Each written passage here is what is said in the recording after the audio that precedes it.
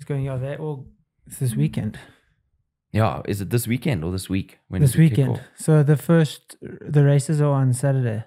Because a bunch of the guys I've been training with are now going there. Are you keen to get involved? Yeah, definitely. Next year, I know for sure I'm going to be competing. I think it's too late in the year now. I don't think there's any more events. But you've got the physique, you've got the mind. Yeah, I think, High Rocks, my exposure now to it was completely different because I thought getting into it with the baseline from running, it would be easier. But not. Not at all. It's so different because that CrossFit event I watched, it really inspired me to try a different style of training. Yeah.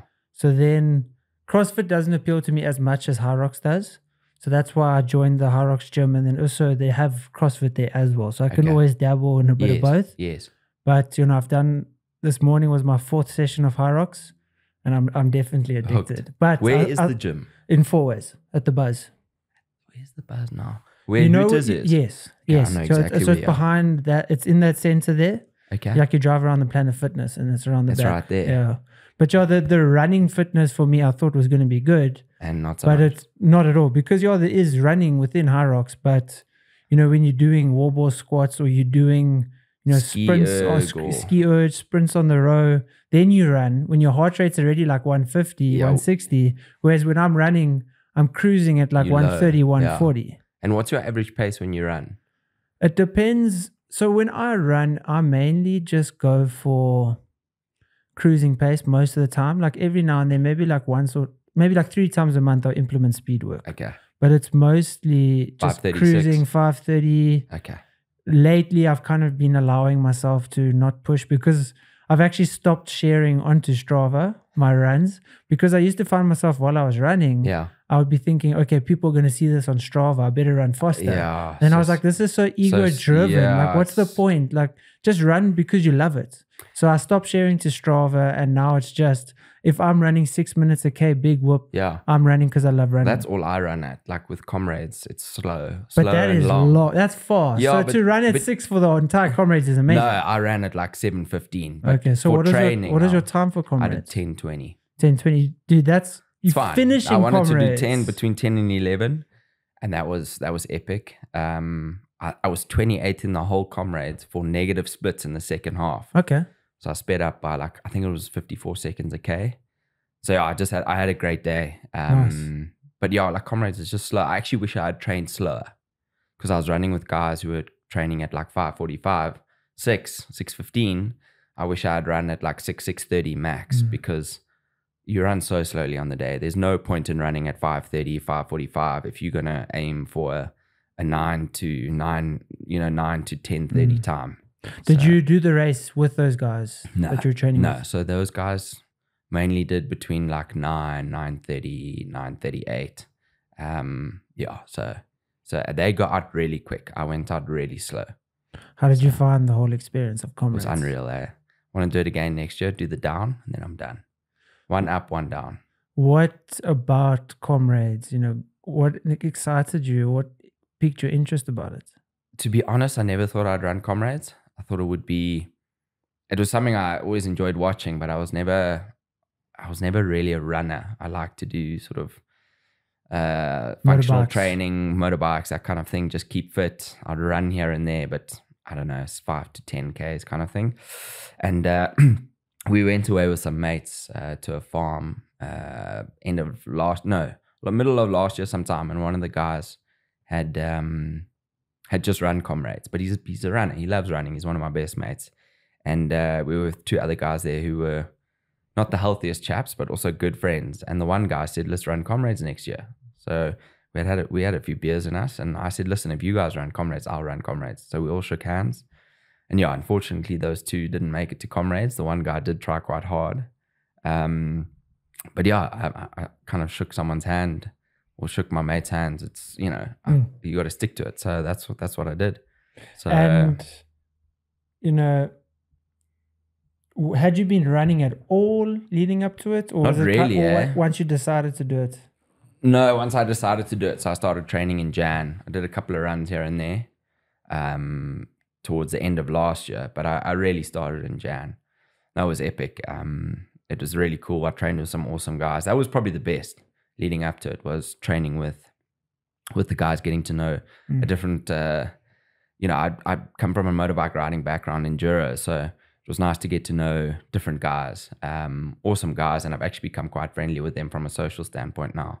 But they love running. Like, to them, it's everything. They probably run like 5 to 6 times a week, whereas I'm not that in love with running, but it was a great experience. I actually wish everyone did Comrades once, just the atmosphere, the vibe, the people, the start. The start's probably the most incredible. Just how many people this year did Comrades? I think it was between 17 and 18,500. It was incredible. The whole start, the atmosphere, the vibe, like just all South Africans just coming together. Must have been crazy, being at because I did the busiest race I've done was the Pirates 21, and there was maybe like 3,000 people. So I can only imagine like up to 18,000. Yeah, so I did the Pirates one, and I was like, yo, this is cool. And the guys who have done Comrades said to me, listen, this is nothing. Wait till everyone's just singing, everyone's happy. I didn't really get too much of a nervous vibe from people because everyone's just happy to be there. The guy started the race with he's married to my cousin, and he shed a couple of tears because it was a big thing in his family. I think his dad did 10. Okay. So it was it was a hell of an experience, but it's a long day. So, coming down from that, how was the recovery? Was there like an because I know if I'm preparing for something, you do it big anticlimax afterwards, because it's like, I've been working so hard for this. Yeah. Now afterwards, it's like, what? Or was there like relief for you? To be honest, because it wasn't like this big thing for me growing up, running Comrades. I was like super stoked that I had done it and I had stuck to my handshake with my friends. I was quite keen not to run anymore. So I have been pretty lazy since Comrades in terms of running. I've only done a handful of runs. But yeah, I wouldn't say there was an anticlimax. I kind of said I'd one and done. Now I'm thinking of doing another one. So that's quite interesting. I never thought I would say I'm going to do another one. But yeah, it was nice to be done and just be able to enjoy training. It becomes a chore almost. You've got to wake up every morning or whatever and go and run and stuff. I don't think it's as hard as people think. I think if you put the time in, if you do the mileage, like I wasn't a runner at all. If you get up in the morning, you go do something, you apply your mind to it. I think most South Africans could actually do it. And the atmosphere, how much did that carry you? Oh, massive. Because there was the first 30 Ks, I was in trouble. Like I had a sore hip. It was just hilly coming out of Durban. So I was like, I'm in a bit of trouble here. I saw my wife and my father-in-law at 30 Ks. That helped. And the crowds, everyone's chatting. It's just such a vibe. You almost forget that you're in pain. And then from 30 Ks, I just seem to get stronger and stronger. But those first 30 Ks, you definitely need the crowds. And you need to know that you're running to finish Comrades. That's a big thing. I think because it's got such a stigma behind it. And it was incredible. It's really, even if you're not a big runner, just do it. Like I'd run a 21K before. That's it. What was your longest training run leading up to the Comrades? Sure. So I did a 48 to qualify, and then I did a 60K around Joburg, and that was hard. Started with a bunch of guys. They landed up leaving us. There were about 6 of us, I think. And we were all doing different mileage. So I started in the morning at 4 a.m. I had run 8Ks before I met with them. And then I joined them, and yeah, we ran till about 22Ks. I think I was already on 30, and some of the guys peeled off, and my best mate who I actually shook hands with, who was going to do it anyway, a guy by the name of Ed, he said, no, bro, I'm sticking with you. We're going to run this thing together. So I ran 60Ks that day, and that was hard. Around Joburg, no crowds. That kind of got my mind set, and the guy said to me, if you can run a 60 around Joburg, you can finish Comrades. So that was big. He did like 52 or 53 that day, but he's a good runner. He's done Comrades before. He loves running. Strong guy, mentally strong. So yeah, we had to slug it out that day together, but it was epic. Those long runs, they become addictive. I don't know if for you personally, but I know for myself, and it's also maybe it's just having a negative association, like let's say with something like food. Whereas let's say you're building up to train for Comrades or like an ultra or even a marathon, and maybe not a marathon, but you know, when you're running 3, 4, 5 hours every Saturday, then you cut back to doing like maybe a 10K on a Saturday. Then you're like, flip, I'm so lazy. Only an hour of my Saturday is going towards running, whereas previously it was many more hours. Yeah, so I think 100%.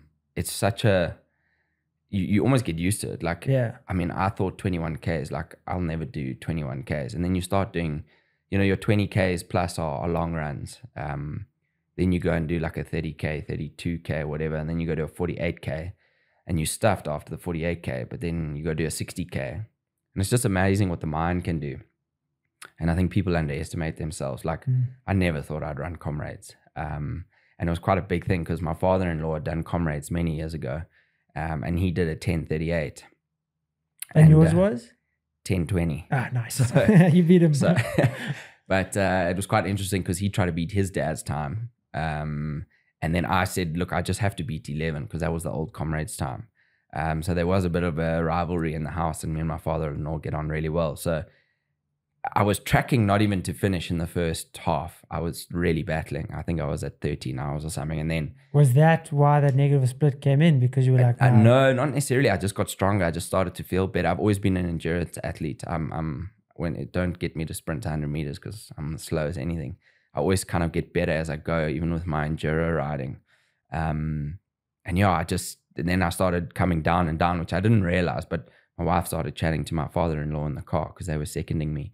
And I came below 12, then 11 and 30, 11. And then I eventually got below his time, and he couldn't believe it. I think deep down he wanted me to beat his time, but it was also like, now I can say I beat my father-in-law's time. And now he can say you deserve to be with his daughter. Because if this guy can beat my Comrade's time, then he's allowed to, be with my daughter. Look, I've been with her for so long now, so I'm hoping that's not the deciding factor because I wasn't going to run Comrades, but I've always had a great relationship with my in-laws.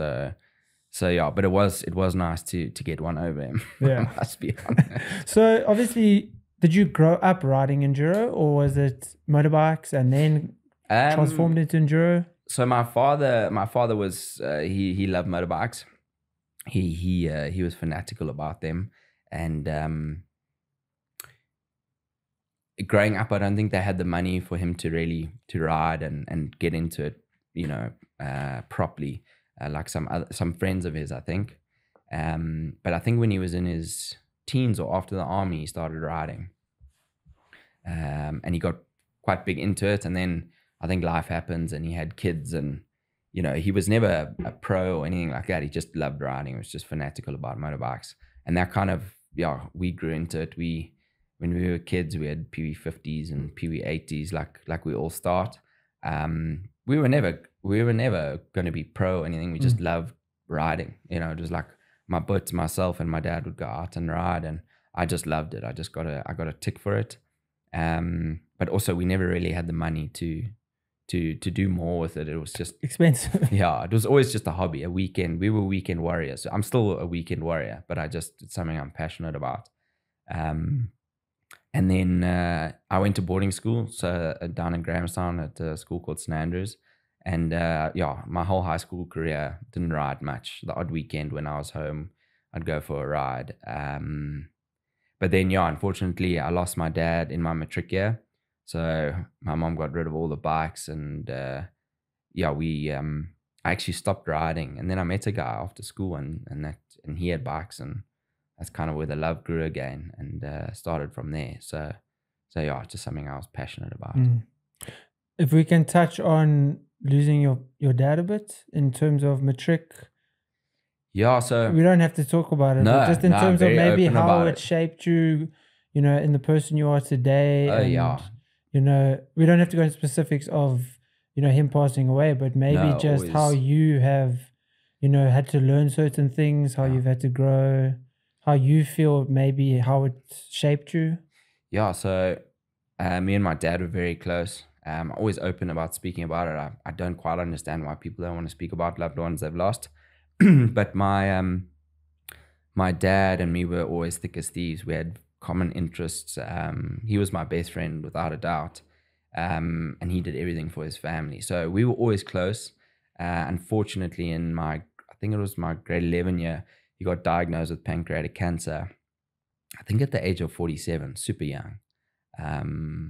And passed away in my matric year. So obviously my matric year was kind of all over the show. And prior to that, my folks had actually said they were going to get divorced, but they were still best friends. So he would still go over for dinner and all of that. But when he got sick, he moved back in, and my mom actually nursed him up until the day he passed away. So I'm always grateful for that. They were always best mates. It was never, there was never huge fights and stuff like that. They were just in different phases of their lives and loved each other, but weren't in love, which yeah, sounds a bit cliche, but yeah. I think at the end of the day, people assume that because you get married, either you stay together forever because you're soulmates, or you get divorced because you now become enemies. Yeah. Whereas, all of my exes, I would happily spend time with them. And because you initially fell in love with them because of the people that they are. And, people do change, but, to the core, most people are pretty much similar to the people that you fell in love with. So you will get along with them the same, but maybe things, interests, those kind of things change, and you maybe don't click romantically as much. Definitely. And I'm a true believer in if you can still have a good life together and, you're not necessarily as close, but you're not fighting and, stay together, get through it. But there are some times where you've just got to call it quits. You grow apart, you change. Not to say you shouldn't fight for it, but sometimes, it is what it is, and as kids, I don't think you want to grow up in a household when your parents are always fighting and it's a shit atmosphere. So yeah, I was always grateful for that. I was always grateful that my folks were close. And when they did call it quits, we were okay with it. They were still good mates. It wasn't like they were enemies, it wasn't. So yeah, that kind of shaped me. And then obviously losing my dad in my matric year was pretty interesting. I missed a lot of school because I had to fly up to Joburg. My parents were based here. And he actually phoned me the one weekend and he was like, Greg, I think I'm going to die this weekend. And, would you fly home? So I did fly home, and he just wouldn't die. Like he had to go. Like he was so ill. He was sore. So I came up to Joburg, and 4 weeks later I was still there. And thank goodness after the 4 weeks, he did actually pass away because he was sore. He was frail. And so it was time for him to go. Obviously super young. I mean, he didn't even get to his 49th birthday. So, but yeah, it's definitely shaped who I am in huge ways. Probably why I'm sitting here today and why I started Rise. But yeah, it's everything about me and everything I do is kind of hopefully is in line with what he would have expected. He was a great man.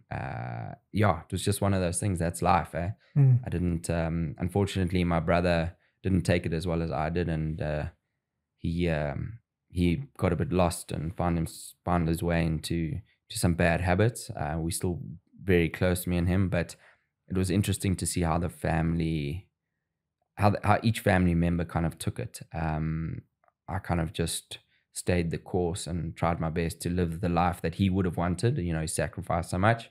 My mom has had so much loss in her life. She lost her mom at 14, her dad at 28. So yeah, she just kind of buckled down and worked. And so that was quite interesting to see how different family members dealt with it. Yeah. And I think, as humans, because we don't know, everyone has a particular belief of what happens after you die. And no one on this earth can be like, this is exactly what happens after you die. Like, regardless of religion, no one can give definitive proof of exactly what will happen after you die. So it's scary when those people around you are sick or even are healthy, but they have the potential to die because, the moment we are born, we are one step closer to death, and you never know when death can come. Yeah. And life is constant change. 100%. I think that's everything in life changes. There's nothing that is the same. Even as humans, we are constantly changing.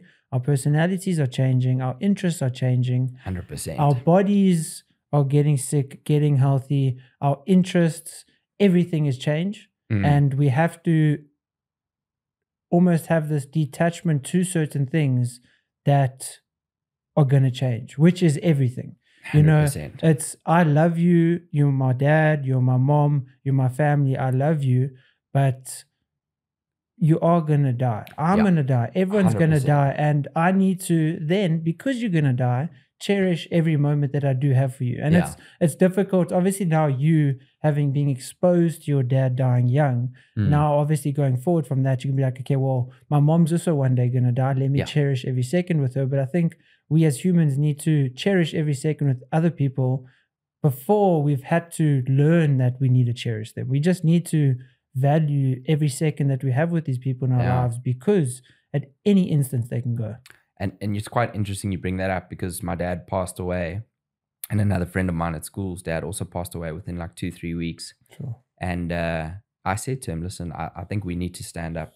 We were in matric at that stage, so we were seniors there. And I said, we need to actually chat to the school about our experiences and how guys, particularly at our school, take their parents for granted and what they've done for them. You know, it wasn't necessarily the cheapest school around, and the sacrifices that those individuals had made to send us to that school.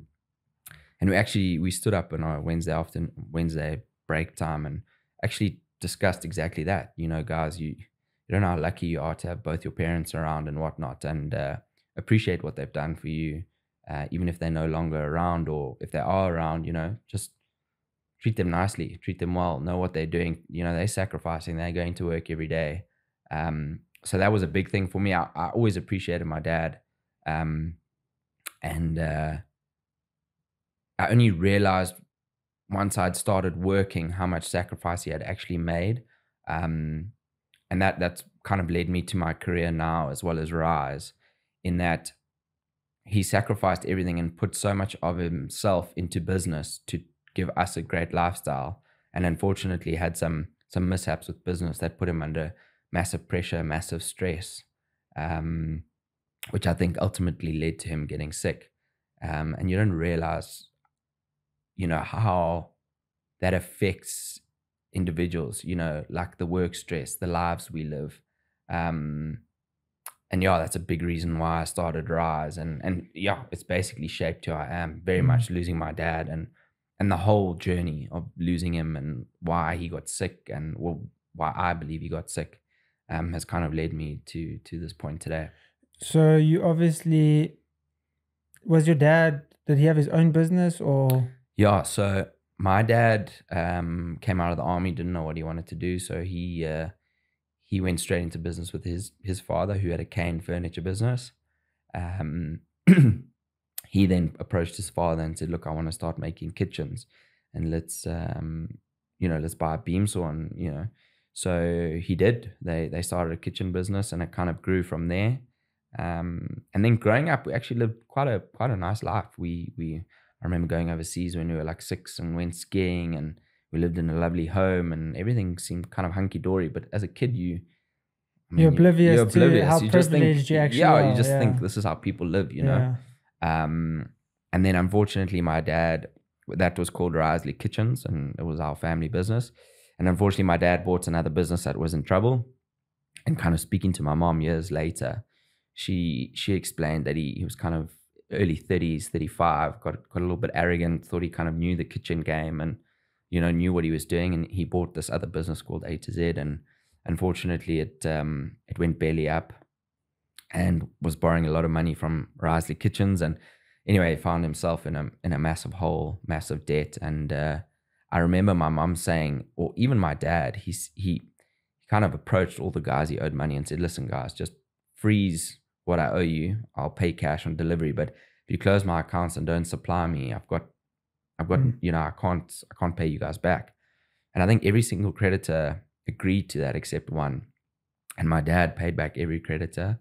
And the guy who didn't supply him, he never bought from him again. And then he grew a very successful business. And Risley Kitchens did really well for many years, especially the early 2000s up until sort of 2006, 2008, before the sort of financial crisis. But I think those years, just the stress, he wasn't himself. I think he was very depressed. Didn't train, didn't necessarily look after himself, wasn't a bad eater or anything like that, wasn't a big drinker, would have the odd smoke here and there. But those years of stress, being in so much debt and providing for a family, and ultimately I think that led him to getting ill. And he never he lost that laugh, he lost that fun, because I think he was just under so much pressure. And I've had to really learn now, obviously you're exposed to business as well, but it's at what cost is growing this business, at the cost of losing friends because you're working all the time, at the cost of upsetting your partner because you're prioritizing work over them, to the detriment of your own health, lack of sleep, just stress and the negative effects that it has on your body. And I personally, I was blind. When I started the business, I wanted it to do well, because obviously anything you do, you want it to do well. But it also needs to be, but why do I want it to do well? Is it because I think I'll be accepted in society's eyes because I've got a successful business? Is this ego driven in the sense that, okay, the better my business, the better I am in the public eye, the better people think of me, the more respect they'll have for me. And, but they're not there giving you respect when it's 2 a.m. and you're working. They're not there giving you the appreciation late at night while your friends are partying and you working. You're the one that's putting in the work. Is it always worth it if your intentions for growing the business are wrong? And I've completely reevaluated why I'm in business and why I want to have my own business. It's more for creating time for me to actually do what I love, because I was under the false guise of thinking that, I love business because I love business. And I was just trying to justify overworking, because you love business. Yeah, because I love business. And that means that I can, on a Friday night, work till 11 at night. When it's like, no, it's not actually. I'm just trying to justify why I'm working so that I can maybe get more validation from people and, subscribe to this worldly view of what success is. Whereas, like, personally, I think if you can wake up happy and not dread going into work, that's more success to me. I agree with you. I think it's such a fine line, and I think so many people touch on it. At the end of the day, what is your why? Why do you do things? And if I look at my dad, his why was his family. He wanted to provide for his family. But I do believe that was to the detriment, of his health and why he ultimately passed away. I mean, he wasn't a big drinker. He didn't eat super healthy, but he didn't eat super bad. His health habits weren't the reason. No, mainly. I think it was purely stress. And stress is probably the biggest cause for sickness. 100%. And I don't think he spoke. That older generation don't speak. And I look at where I've been from my earlier part of my career, and battling. You put so much emphasis on your career and being able to earn money and do well financially that it takes it out of you. Yeah. You lose yourself. So I think a big thing is why. Why do you do what you do? And I mean, we know so many people who have money who aren't necessarily happy. I'm still trying to work that out. People at my current job now as a financial advisor, they say, what's your why? And I think my why is me. Because if I look at myself, I want to be successful for me in all aspects of life, be it health, financially, family, everything.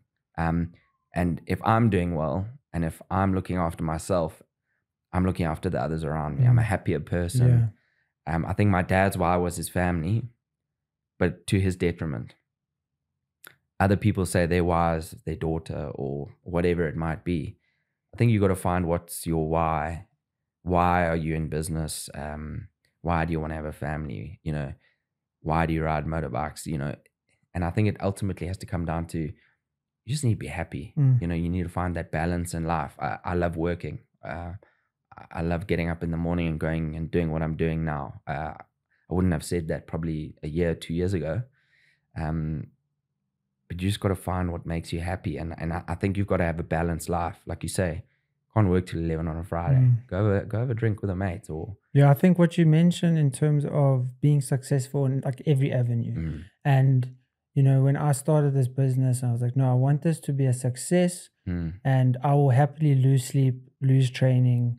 If my friends don't want to support me, then goodbye, all of that. And just so the business can be successful, but then every other aspect of your life is unsuccessful. And, you know, that is for some people. I mean, if you look at all the best, like Kobe Bryant, he said, you know, all of his time is dedicated to training. His entire life is dedicated to being was dedicated to being a better basketball player.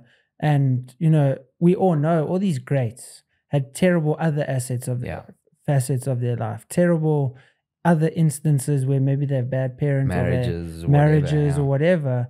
And I thought, you know what, it's cool. Let me also sacrifice, because anything great needs to have sacrifice. And you can't achieve a massively successful business if you're out always with your friends, if you're out sleeping late, if you know, doing all of these things. But then I was like, but that's actually not what I want. I want to have a all-rounded life. If my business is less successful because I'd rather go away for a weekend, then so be it, because that is going to bring me more happiness with having more balance than having a bigger balance. But do you not think that weekend away makes you a better businessman? Having that break, getting that time away from the shop, you know, letting your mind relax. I definitely think that, you know, we can be blinded by thinking just work. Whereas a little bit of play, then like if you're firing at 100% 7 days a week, there's going to come a time when you go down to 20%. Whereas if you Monday to Friday are at 80 and then on the weekend 0, you can continue for 10 years, 20 years, 30 years. Whereas if you're always trying to fire at 100, there's going to come a burnout. And I think you've probably experienced burnouts. I don't know if there's probably a human that hasn't experienced burnout. Yeah, to be honest, I mean, I married a lovely woman by the name of Kiara. I've known her since I was 16, started dating at 23. And she comes from a family, her father's very, you know, you must earn a living, you have to pay the bills, and in a great way. I think he was a great father, and he was like, don't ever rely on a man and whatnot. She became a CA, worked her way up, and she's 32 now, and she's the CFO and COO of a business. And I just look at the way she works, and it's not sustainable. But she's on such a good wicket. How does she stop? You know, she's so good at what she does, but then, you know, and I don't say I'm well-rounded, but I'm getting there. I'm trying to work hard, train hard, see friends, and be the best dad possible, all on top of this. Whereas she gives so much to her work and then our child at the end of the day that she's got nothing left for me. And that's you say that's just life, but there must be a way that us as individuals can become more balanced, find more time to train, do fun things, but it's a hell of a balance. Yeah, you know. And also, I think we're in an age where everything is revolved around money. Yeah. You know, work is revolved obviously around money. Your lifestyle choices, the car we drive, the amount of work we put in, all revolving around money. Yeah. Because we believe that money can bring us happiness. We believe that, you know, the more money we have, the bigger our business, the more happiness we think or we perceive ourselves to be able to attain. And I think that's the biggest problem, and something I've really tried to improve on is it's not about becoming. You know, it's not about having a better business or becoming a better athlete or achieving a successful aspect in this. It's you are enough now. Yeah. You know, it's if you can't be happy right now with what you have, because right here, in this instant moment, in the here and now, with you and I sitting here, if we're thinking about our business stress while we're here together, what are we doing but punishing ourselves in the present moment for a problem that might not even happen? Because no amount of negative thought about it is going to change it. No. In this very instant, you and I are just here having a conversation. Enjoy it. But I'm still thinking, flip, what about this client? I needed this client. Whereas like that, all it does is take away and detract from right now. Yeah. And I'm thinking about that client, or they're worrying about the edits I need to do for them. And then 5 minutes later, they haven't messaged me. I'm like, oh, I worried myself for nothing. And you lose yourself. Yeah. You lose yourself in trains of thought of, the future, and thinking about problems and thinking about everything. And we're constantly either living in the past or living in the future. And all those are just pictures we're bringing up in our head, because how many times have you worried about something and then doesn't happen? Doesn't happen, yeah. So I don't think I live too much in the past. Definitely live in the future. And that I think as a business owner, and that causes anxiety. And I look at my background and what's kind of led me here today. I grew up in a family that we kind of had enough. We had a lot, actually. If I look back, then we went through a phase where we had nothing. Like, my mom always jokes she knew like 10,000 ways to cook chicken and mince, because that's literally all you had, and you needed variety. That's all we could afford. Yeah. And I think what was difficult for me growing up is that I went to fairly wealthy schools. I went to St. Stithians as a kid, and you're around all this wealth and money. And I didn't have that. I had to use like friends' soccer boots and put tissue paper in them because they were too big. And that's kind of just how I grew up. Then I always wanted to be wealthy. I wanted to have the nice cars and the holiday homes and whatnot. And I was always out of home because it was tough at home. It was just a tough vibe. But there was no money, and my dad wasn't happy, and my mom was just trying her best, and it was just tough. And I think from there, so I kind of grew up with that image, like money does make you happy and it buys you these things. And then I went through a phase where my dad had started doing well, and life was actually great because my dad was a bit happier, a little bit less stressed. And I don't think you have to be worth 100 million, but I think if you wake up every month and the bills are paid and you've got a little bit of money left over to treat your family and treat yourself, I think that's what living is, and loving your career at the same time, Because you have to work, so you got to do something that you enjoy. Yeah, and you have to, but you also have to pay the bills. Yeah. So you've got, you can't always love what you do. Sometimes you actually got to get up and just go do something that you don't enjoy.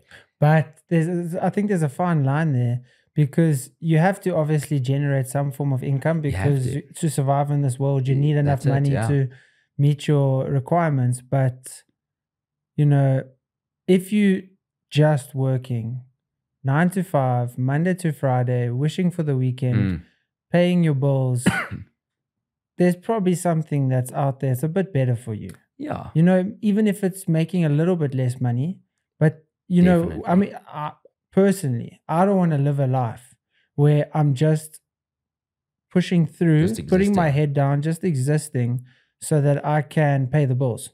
Definitely not. You work every day of your life just so that you can continue living, but you're not actually living because you're doing things that you hate.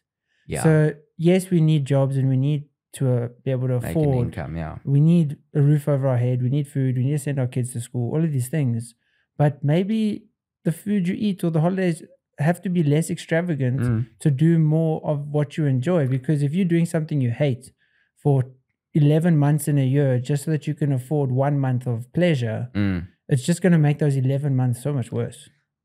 100%. And growing up for me, I don't want to say it was an epiphany, but kind of said to I was young, I'm probably 12. I said, why do we exist? Like, and in growing up in the house I did, it was kind of like my parents worked the whole year, never take breaks, because my mom was also an entrepreneur, owned her own property company. And then we get to December and we go away for 3 weeks. So I was like, okay, that's why we work. We work the whole year. And that was my thought. You work the whole year. You don't go on leave. You get those 21 days or 20 days or whatever you get. And you go away. And you go away and you have fun. And I was kind of like, okay, what's life about? Like, you can't slog for that just for 3 weeks. There's not more to this. And then this epiphany kind of, what is life about? And to me, it's about having fun. Having fun at work, having fun with your family, having fun with your friends, playing that round of golf, going on a walk, whatever your hobby is. I think life's about having fun. Alan Watts has a quote. He had a quote where he said, as humans, we take seriously what the gods made for fun. And everything in life should be made fun. You know, even if it is your job, even if it is you're a lawyer and things are serious, like you can have fun. You can. Well, yeah, if you love it, I think you can. And I think we as individuals and society, we don't have fun anymore. But I also think there's good and bad fun. Like I think we love to do things that are easy and whatnot because we think it's fun. But like you said, you start loving those long runs. It becomes fun to you. Yeah, I think having fun in life, but not having fun because of for the avoidance of pain. Exactly. Because if you're trying to, you know, let's go out and have a good time, let's have some drinks, because you're super stressed and because your boss was awful to you, then that's maybe not positive. Exactly. But if it's I was working so hard, we got a new contract at work, let's go out and celebrate with our mates. Different story, yeah. It's, I love watching movies.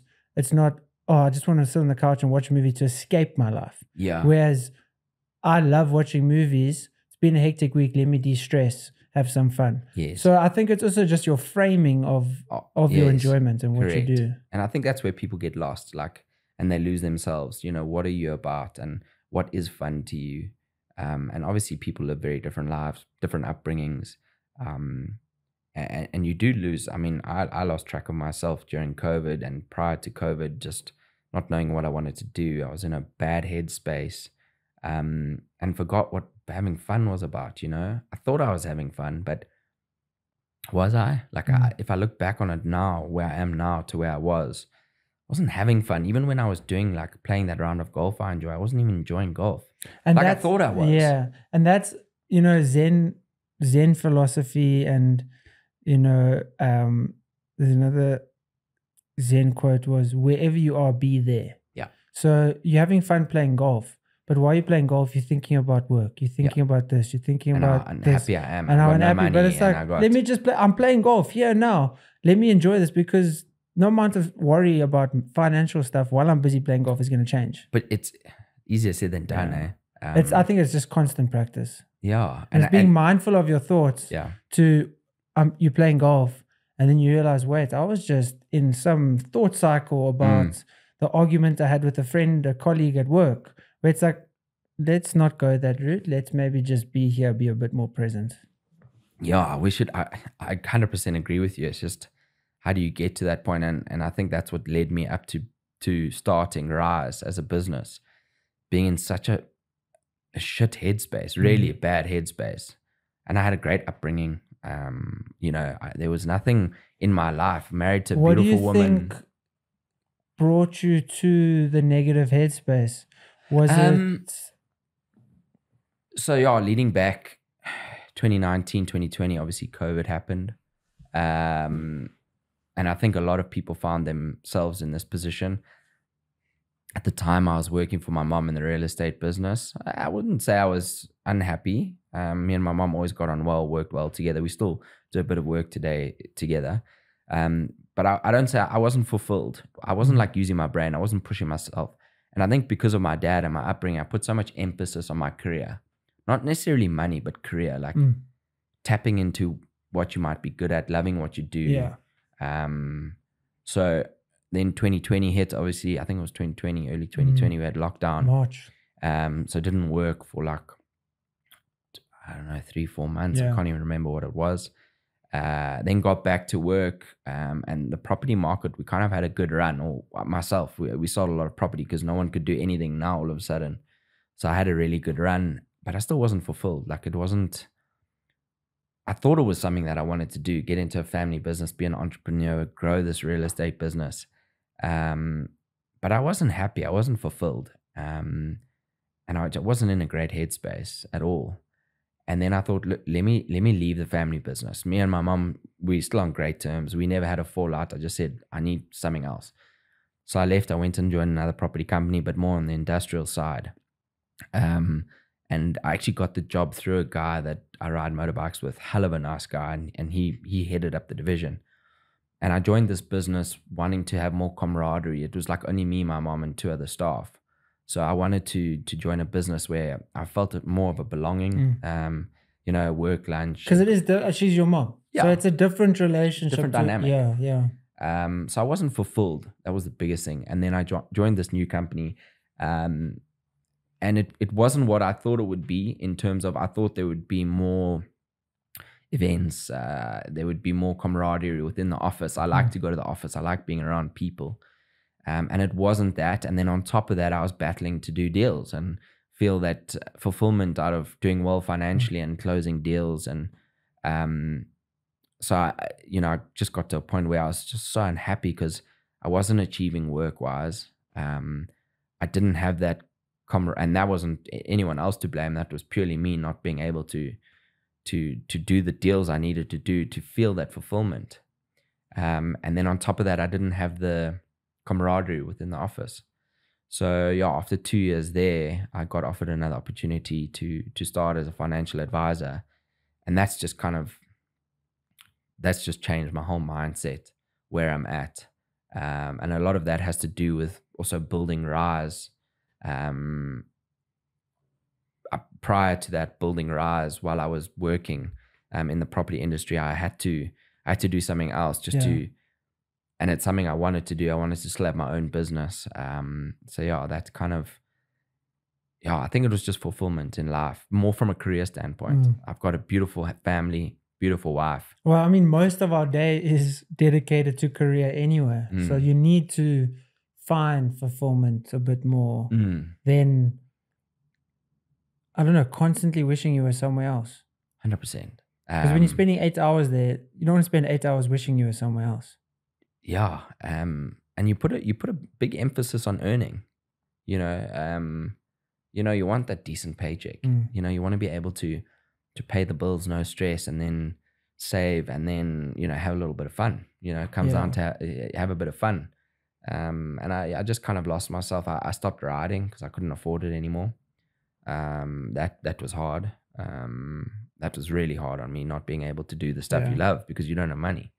And I think that's also the difficult thing. I mentioned detachment earlier. It's because everything is energy and in flow and in constant change, and it's tough because you had an attachment to riding and that riding was taken away from you and it affected, your happiness. And as humans, we kind of can't have attachment to things because like the riding gets taken away from you. Even this business, I can't have a personal attachment to this business because if it failed, I can't be unhappy because of that. I can't be super attached to it because then it's because of change, because everything is in a state of motion where things are super unpredictable. I mean, who predicted COVID? 100%. So people can be really attached to this, really attached to that, and they can be taken away in an instant. And it's very difficult. Yeah. It's very difficult not for me not to be attached to this business because I've put in so much time, put in so much effort. But you need to have detachment in the sense of this isn't going to be my source of happiness. Yes. How successful this business isn't going to bring me the happiness that I'm seeking through all the hard work. It's going to give me the ability to maybe be more financially free. It's going to help me to be able to dictate my time more. But if I find attachment in it, maybe build an identity around it, it can change like this and can be taken away and it's going to leave me unhappy. So I need to know ultimately, yes, I find purpose within it. Yes. But not attachment in the sense that if it's taken away, it's your everything. It's my everything. And that's what I had to learn a lot also through bodybuilding. When I stopped that, that was your everything. I would walk into the gym and I would think, Flip, what are people thinking about me? I'm a little bit smaller now. I'm not as lean. And people probably aren't even thinking about you at all. Why am I so fixated on what people are thinking about me? And that's because I had attachment to being a bodybuilder. It's such a fine line because you do put so much emphasis on this. You put so much effort into it. It is part of who you are. I don't think one thing can be your everything. Yeah. Including your family. I think you also need some alone time. Because then it also makes you a better person within the family. Exactly. And I don't think my dad had that breakout. One thing I've always been good at, in my opinion, is doing super hard shit. Like I'm always happy to put myself out there, from a physical point of view, from a mental point of view. I'm happy to do tough shit, and I think that's what led me to kind of ice bars. And I think people do get themselves in a hole like I was, and not to say I was in the worst hole. I was just in a hole myself. I just wasn't happy. Holes are relative. Yeah, they're relative. And I think, I've always been big into my fitness, but it's not my whole life. I just like to train and keep fit. And then going and being in the shit place head-wise, I didn't want to just go and take some tablets and kind of be fixed, because I don't think that's going to fix it. Like, what is the issue? And started doing a lot of research around that, and obviously everyone knows Wim Hof and all of that, and started looking at buying an ice bath from an anxiety point of view, and it was just going to cost a fortune to import one from the US, or I even looked from the UK. I was probably in for 115,000 Rand once I'd imported the unit. But I've always wanted to do hard shit. I've always wanted to test myself, push myself. And I think that's where people, once they get in a hole, they look for comforts like booze, drugs, food, whatever. Instead of saying, no, fuck that. I'm going to take charge of this. And it's not easy when you're in a bad headspace, but that's something I've always kind of been good at. Is this is tough, but let's do tougher shit to get out of it. Change your job. Find a new job. If you're overweight, start eating well. Start training. Go on that walk. Go on that run. No one's coming to save you. No. And you think people are. If you're in a shit financial position because you're not doing well at work or whatever, look for a new career. Like I was in property, now I'm in finance. I think you have to take charge of yourself. You have to put yourself in shit situations. Like I spoke at my dad's funeral. I spoke in front of my school. Even like running comrades, I went and did the Roof of Africa on my own, which is a big motorbike race. Yeah. I actually went up on my own, never ridden Lesotho before. Unfortunately didn't qualify. I finished, but I wasn't fast enough. And the next year I said, fuck that, I'm going to go do it again. And I qualified and I finished the roof. And I kind of did all that stuff on my own because I didn't have my dad around. And it's difficult for people, but that's the whole thing around this ice bath is doing something you actually don't want to do. And for me, it was starting my day with it, because I would maybe go for a run, get home, have a bath, ice bath. And two of the most difficult things that I need to do within the day are done. Yeah. So anything else after that is so easy, irrespective of the benefits of the bath. Yes, I agree the with you. mental benefits that you get from, bro, it's 4 degrees outside. I just went and ran in the cold. Now I'm getting into just as cold water. You got out of bed first. Yeah. That's big. Exactly. Most people stay in bed until the light's out, whereas I've got my headlights on, I'm going and running, then I'm coming back, getting in the bath. It's nothing that happens today is going to be as challenging as this. Exactly. How hard was that? That was fucking hard. But then once you do it, you realize, it's actually not that bad. It's not that bad. And I think that's where it relates to life. Doing tough things just tee you up to do things throughout the day that become easy. Yeah. And it's standards, if you have a standard of pressing snooze 3 times, maybe if you pressed snooze 4 times the next day, be like, okay, no, let's stick to 3 snoozes. Whereas, some people will have, I need to do 4 ice baths a week. I need to do 5 runs. Yeah. When you don't stick to those standards, then you feel bad. Yeah. And you feel like you aren't working hard enough. And when your standards are high, when you're implementing things like baths, when you're implementing runs and training and eating healthy, you are teeing yourself up for more of a successful life 100%. in every aspect. Because a stupid example of being freezing in the bath and it being challenging just makes it easier to do something else that's more challenging, even if it's having a difficult conversation with someone. 100%. Mentally it's difficult. But is it harder than jumping in 4-degree water? having that conversation with someone that I you would don't want to rather have. have the conversation. No, Yeah. I don't know.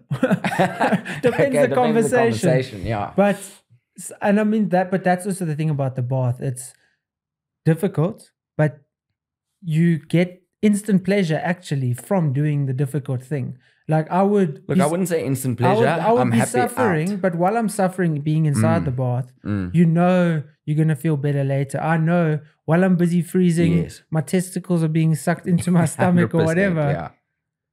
I'm going to be better recovered from the run I just did. So even though it's very cold right then, that cold makes it, okay, this is working. And a big part of it, which I didn't really realize till I got into it, was the breathing and how us as individuals and Wim humans, Hof is very big on the breathing stuff. It's all about breathing. It's all about controlling your breathing, getting enough oxygen to your body. And I'm no doctor. I don't, proclaim to be one or, know the full science behind it. But all I know is that when I'm ice bathing 3 to 6 times a week, I feel better. I'm a better person. I feel healthier. I'm in a better mood. I'm better around my family. Better at work. Mentally, I'm stronger. And I think that's where we got to a point where I wanted to start this business and import this unit from the UK or the US. it was too unaffordable for myself and probably many South Africans, and we wanted to make it accessible. And I approached a friend of mine who's now my business partner, and funny enough, he was always my partner on the golf course. We call each other partner even before we started this business together. And he's got a very successful toy company. And I approached him and said, listen, this is what I want to do. I know you've done some import stuff. You've got a successful business. How do I go about this?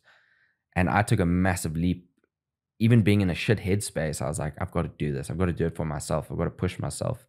I've got to change where I'm at emotionally, mentally, and do something else, outside of property, find that purpose. And I started this journey. I started, trying to find samples. I originally tried to manufacture them here. But unfortunately, you just can't make them here locally and make them affordable. So we started finding factories and whatnot to produce this. And I approached this partner of mine and said, listen, would you come in with me? I need someone to back me, financially, with the infrastructure, the knowledge, because you just need someone else. Like running a business solo is tough. I know, and I know bricks and mortar. What do I know about product and selling a product? And he said, but I'm in. Let's go 50-50. And I'd had another friendship, didn't work so well with business, so I was skeptical. But I had to go do something difficult, something hard, something that could fuck out, could ruin a friendship. But yeah, we started this business last year, June, July. We bought some imports in. We air freighted them in to start testing and, seeing if they're going to work for us. And then from there, got it to a point where we were happy with our product, what we could envision. And then we did a massive bulk order. It cost us a fortune. And yeah, very grateful to my partner, a guy by the name of Brendan. And from that sample time, I was jumping in 3 to 6 times a week. And I was still at the property company, still not happy with my career, but was kind of finding purpose in doing this and setting up this business.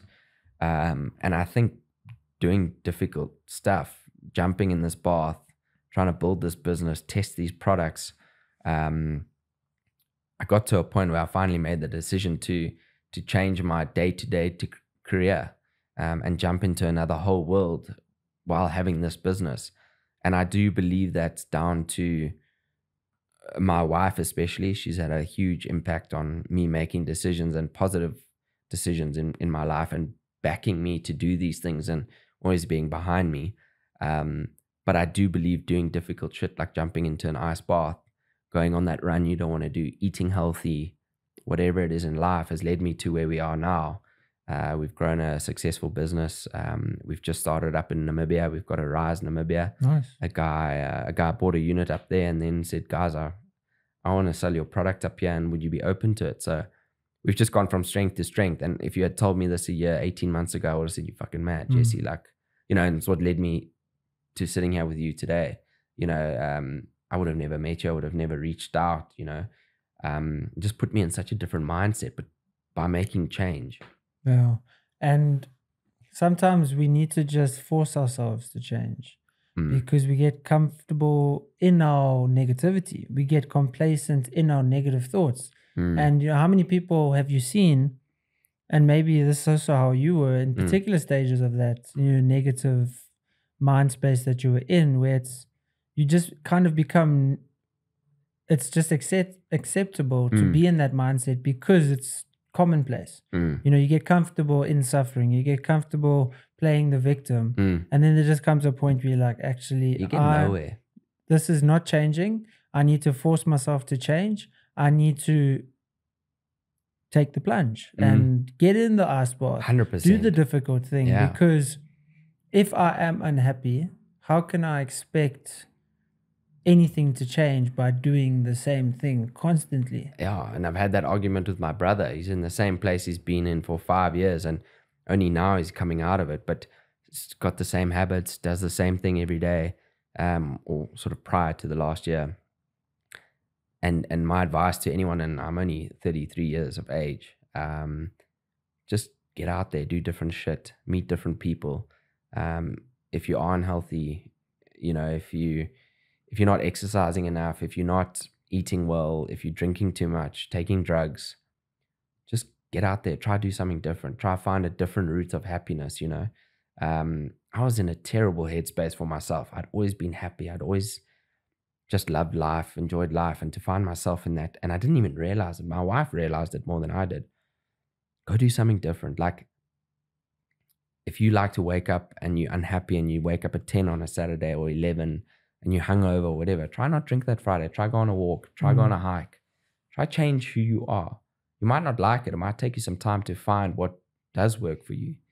But yeah, I wouldn't call Rise a success story as yet. I think we've got a long way to go, and we've got to get more and more units out there, get more and more people dunking. But just making that change, getting into something different, learning something different. I never thought I'd own an ice bath company, but it's challenged me unbelievably. I've learned so much, and I'm definitely happier, and I'm having fun. It comes down to having fun. Yeah. And if everyone can find that enjoyment in life and have fun, it would be incredible. I mean, I'm very grateful for my wife and my business partner for backing me and pushing me to do this, because sometimes you do need that. You're in such a hole. You got such a negative mindset. We still laugh about it, me and my wife. I went to bed one night and I turned off the lights, and I was just sitting there, and I turned to my wife and I said, "Babe, I'm so bad at making money.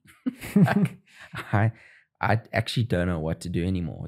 I was just starting Rise, wasn't happy with what I was doing, wasn't having fun in life. And I sat there. I had this beautiful daughter, beautiful wife, beautiful family, whatever. But, I'd lost that fun, that happiness. And I had so much to be grateful for, but I don't think I had it. I don't think I had it all. I didn't have the career, so I had the family, I had everything else, but not this career portion. So I think if anyone's battling in those other spheres, make a change. And I think it's also punctuate your pursuits. So it's, you lying there in bed with your wife, someone that you previously were like, I can't wait to marry this woman. I can't wait to have a child. Whereas you have a child, you've got a wife. Look how blessed you are. Yeah. Yes, maybe the career aspect isn't where you want it to be, but just take stock of what you have and how incredible is this, that what you have now was once something you dreamed of. Yeah. Yes, you have other dreams and pursue them, great, but take stock, appreciate, and then, move forward, as opposed to just constantly thinking, I need that, I need that, I need that. I think it's that my mom hasn't had an easy life for many aspects, and she's always been quite negative, and we've had to talk to her about it, me and my brother. And you always focus on the negative. I don't think everyone. I've got one mate, a very good friend of mine, Ed. He always just seems positive. He always just seems happy. And you focus on because the career's not great. But I did look back on it, and I did say, shit, I've got such an awesome family. I've got such an awesome wife. But then all of a sudden it peeps in, but your career, you're not doing well career-wise. You're not loving your career, and you're not making money, and not having fun. I think you can have it all. I just think you have to work flipping hard at it. You have to focus your time. You have to do difficult shit. I think, my background stemming from having no money at stages to my dad falling ill and dying of cancer. And fortunately, he had done well enough to look after us financially. And my mom was very successful in her own right with her company.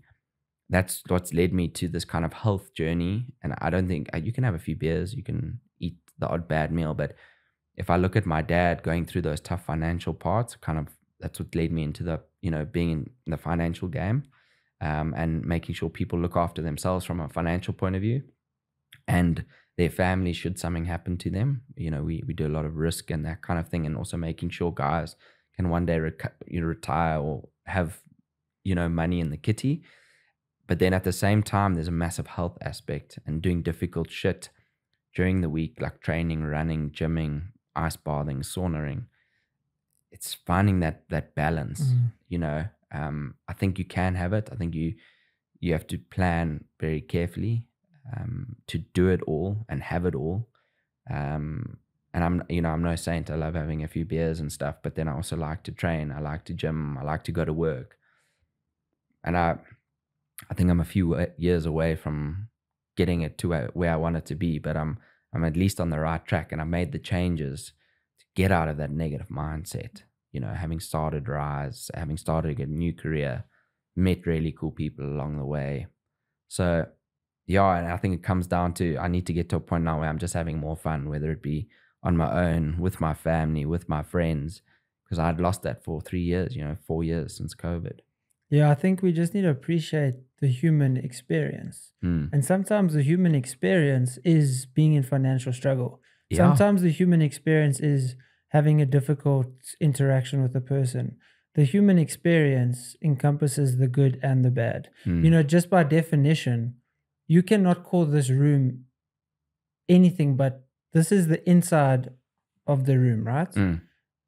We can't call this the inside of the room without there being an outside of the room. 100%. So something cannot be good without other things being bad. 100%. Things cannot exist in isolation. We can't call this the inside of the room if this is the only room.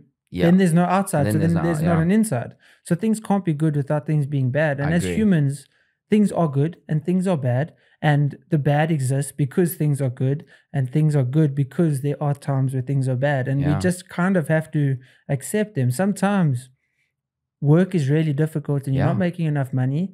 But because of that, when you are doing a bit better, you can appreciate when you're doing better. Because if everything was constantly hunky-dory or easy, then nothing would be bad, but then the good wouldn't be good because there would be no bad to make the good better. So you kind of just have to appreciate every, ebb and flow of life. Actually, like you say, I'm so glad you brought it up. You actually have to enjoy those tough spots.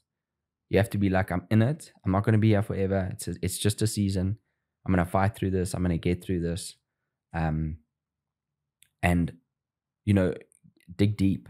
You've got it in you. Like you say, no one's going to do it for you. No one's going to go and build a business for you. No one's just going to give you money. And there's going to be times where family stuff's not great, but when the times are good, you can appreciate it.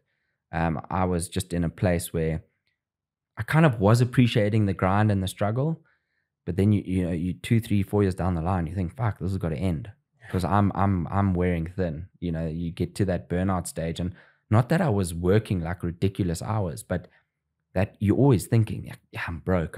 I've got no money. No matter how much money you have. So that drains you. That overthinking, thinking, living in the future. And I've been super fortunate. I had a great upbringing. I've met a beautiful woman. I've had a daughter who I love to bits. Me and my wife are super happy. But then you got that career side, and I should have been way more happier than what I was. But it's, trying to find that full balance in life. But it's learning, 100%. You had to have gone through that learning phase to appreciate it now. So, yes, it was difficult then, but you wouldn't be where you are now without having gone through that. So, at the end of the day, you just had to have gone through that to get to where you are now. 100%. And I mean, I think, anyone who listens to this podcast, I think my advice to get out of that hole and whatnot is do that one thing that you haven't been doing that you think's too difficult, and trust me, you'll do it. Like And it might take you some time. It might be flipping hard, you know, whether it's a run, eating better, but no one's going to change it for you. No one's going to put their hand out. You know, I grew up without a dad for, I think it's 15, 16 years, something like that. There's no point in turning to drugs and alcohol and being unhappy and drowning my sorrows because my father's died. He wouldn't want that. He would want me to be successful, go out there, do my shit, be happy, have a family. My brother kind of went the other way. He didn't deal with it and, you know, turned to some bad habits, you know, got into some drugs and he's such a great guy. And now he's starting to make changes in his life, but now he's starting to see the results. But I think the problem with us is we want results now. You know, I want to stop smoking weed today and my life must change tomorrow. Want to get in one ice bath, yeah, go like for one instant run. gratification. That's what the world we live in. And that's the problem. You got to do tough shit every day. You've got to get up in the morning every day. Sometimes it takes 4 or 5 years. Sometimes it might Longer. take 20, 30. Yeah. And I think that I get that from my dad. He got up every morning for 5, 6, 7 years and went and paid off debts basically. Like my mom looked after us and kind of fed the family, you know, get up, go do shit. No one's going to do for you. No one's going to pull you out of bed. And yeah, like I still, every time I have to get in that ice bath, I'm like, fuck, I don't want to do this. Like, but I know that feeling of what I'm going to feel like afterwards. It's the same like, I don't want to do this work. But when you do the work or do the run or eat healthy, you're like, oh, I feel so great. You know, do tough shit to feel better later, you know? It's like, but then when you do good stuff like drink, eat fast food, in the now, it's awesome. Who doesn't love fast food? Who doesn't love a cheat meal? You know, who doesn't love drinking? But then it has its consequences after, whereas tough shit in the moment is so tough, but it's got those benefits going forward, you know? Yeah. And then implementing the tough stuff allows for a drink, allows for the food. And you still, it's not like because you're doing tough stuff, you never get to do the nice stuff ever again. Yeah. But doing the tough stuff makes the normal stuff nicer and the nice stuff way better. I agree. How much more do you appreciate a burger because you've been really healthy? 100%. Whereas if you're constantly eating unhealthy, a burger is just a burger. But if you used to maybe cleaner food, less processed, then you have the unprocessed, you cherish and savor every bite because you aren't used to exposing yourself to the nice. 100%. And doing the hard makes the nice way better.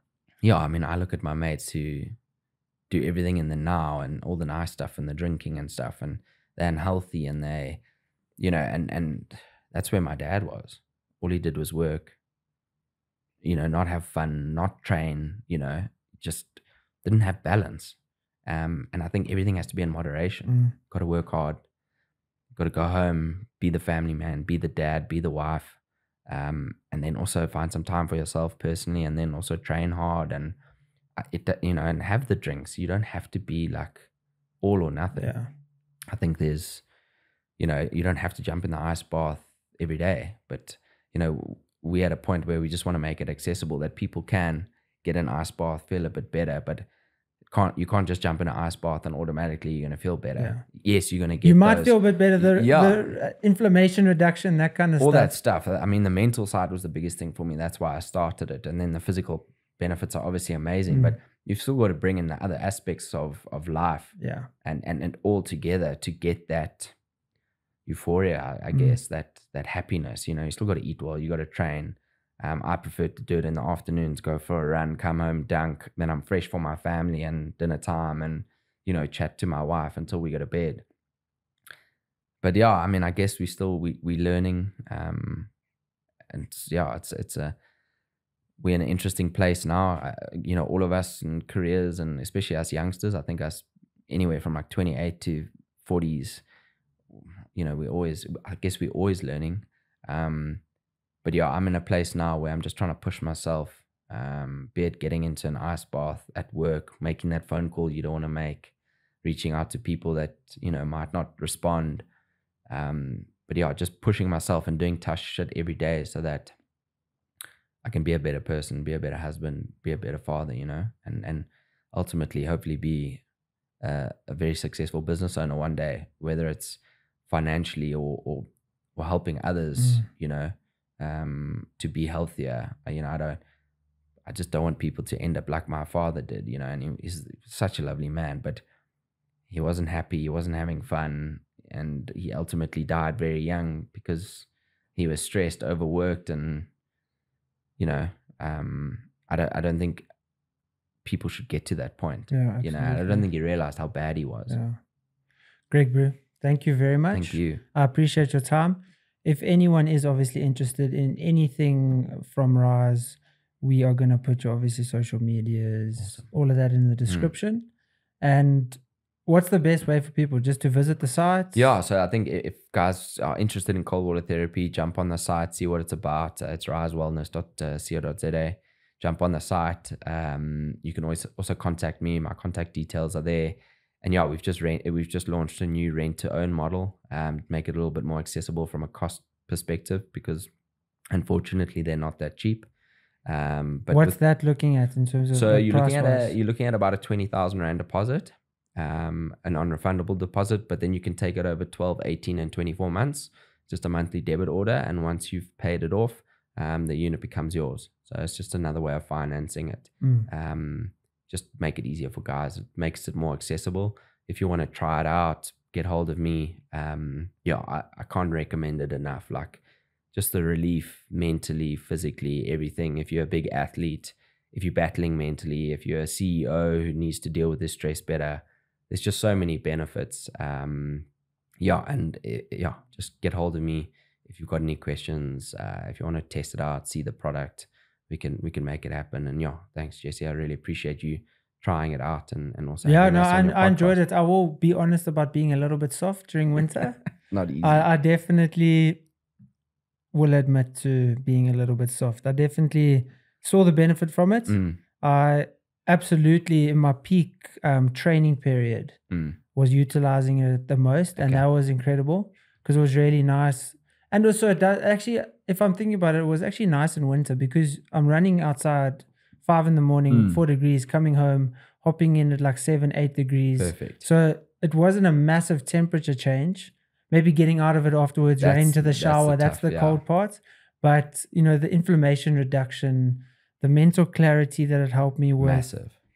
Energy, focus. Focus, cortisol levels dropping, stress, maybe the body release stress during, but then other classically stressful things at work, whatever, weren't as stressful because my body had already released stress hormones, fought it, and recovered from it. And funny enough, I actually landed up, when I was in my peak doing it kind of every day, 3 to 5 minutes, I actually landed up losing weight. Yeah, your body's the cold burns body fat more than heat does. To a degree. So because you burn more calories trying to heat your body up. That's why drinking really, really cold water also helps, because your body is using calories to heat up the water. So being in cold water, your body's working in overdrive. 100%. You know, it's that fight or flight. You know, it puts your body in a state of shock to, you know, stay alive. And I'm not one to drop it to 0 degrees. I'm probably between 6 and 10. Yeah, in my best, I think I was at a 6. Yeah, I've been in at 4, 3.5, 4. It's flipping cold. And what's nice about the bath is obviously there's like a scale, so you can obviously dictate the temperature you want. Yeah, I mean our unit's fully Wi-Fi enabled. You can run it off your app. It's got an awesome touch screen. You can set the temperatures. You can even heat the bath up. Yeah, I could do it right now. I'll set the temperature and when I get home, it's ready for me. It's awesome. I mean, I truly believe if you get one and you use it 3 to 6 times a week, you'll never regret it. Mine's running now. I'll be in it this afternoon. Nice. I'm trying between 3 to 5 times a week. Not training as much as I should be. Need to get back on it, but once you run comrades, you do get a bit lazy. That's understandable, bro. It's an awesome piece of machinery. It's easy to maintain and use. And if anyone is interested in cold water therapy, give us a shout. I'm always happy to chat and have a phone call. Amazing, bro. Awesome. Thank you so much for joining me. Thanks so much, Jesse. I really appreciate it. Awesome. Cheers, guys.